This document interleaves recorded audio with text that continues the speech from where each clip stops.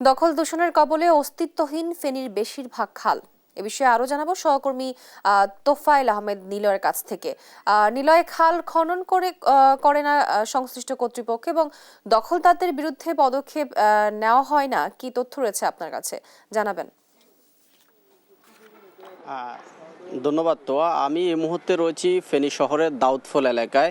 আমার পিছনে যে খালটি দেখতে পাচ্ছেন, আসলে এই খালটিকে একসময় এই এলাকার মানুষের বিভিন্ন সময় বিভিন্ন নামে খালটি পরিচিত। এটি কেউ দাউদফুল খাল বলে, কেউ কচুয়া খাল বলে, এই পাগলিছড়ি খাল বলে। তবে আমরা দেখেছি যে কালের পরিবর্তনে এই খালটি একেবারে দখল দূষণে ভরে গেছে। একসময় এই খালটিকে ঘিরে ফেনী শহর সৃষ্টি হলেও ফেনী শহরে ব্যবসা বাণিজ্য থেকে শুরু করে সব কিছুই আসলে এই খালকে কেন্দ্র করে কিন্তু গড়ে উঠেছে। কিন্তু কালের পরিবর্তনে এই খালটি দখল দূষণে একেবারেই চলাচলের পানি প্রবাহের একেবারেই শেষ পর্যায়ে চলে এসেছে। একেবারে বলা চলে যে এখানকার যে খালগুলো রয়েছে সেগুলো ড্রেনে পরিণত হয়েছে।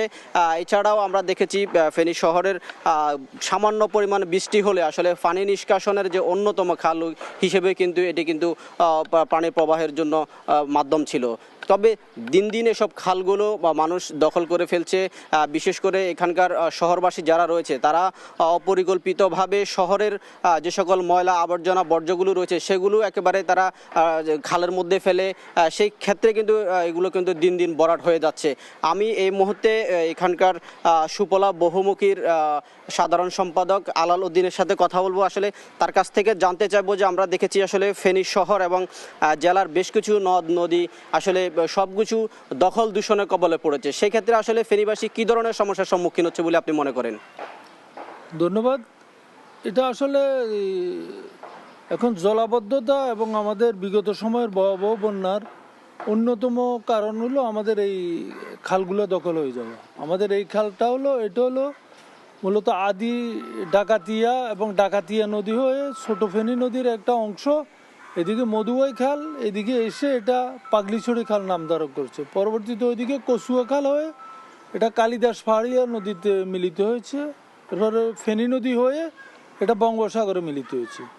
তো এটা আমার এই বয়সে আমরা যেটা দেখেছি, এটা আমাদের বাড়ির পাশেই এই খালটা। এখানে পালতোলা নৌকা আসতো, বিশেষ করে চাঁদপুর থেকে, সমুনি থেকে পণ্যবাহী নৌকা এসে এই দাউদপুর এসে মিলিত হতো। এখান থেকে আবার পণ্যবাহী নৌকা চলে যেত।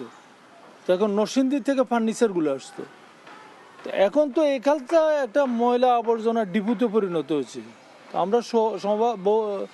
আমরা সুফলা বহুমুখী সমবায় সমিতি এটা আমরা বারবারই চেষ্টা করছি এই খালটা উদ্ধার করার জন্য। পাশাপাশি এখানে একটা এই জলাবদ্ধ যে অঞ্চলটা আছে ওই অঞ্চলে আদি যে খালগুলো আছে এগুলো পুনরুদ্ধারের জন্য, কিন্তু কখনোই সরকার আমাদেরকে এই বিষয়ে সহযোগিতা করে না। পাশাপাশি আশপাশে যারা আছে তারা খালগুলো দখল করছে এবং খালগুলো দূষণ করছে। অর্থাৎ এখানে এখন যে খালটা দেখা যাচ্ছে, এই খালটার আয়তন ছিল মিনিমাম 150 গজ, এখন এটা 5 গজে এসে দাঁড়িয়েছে।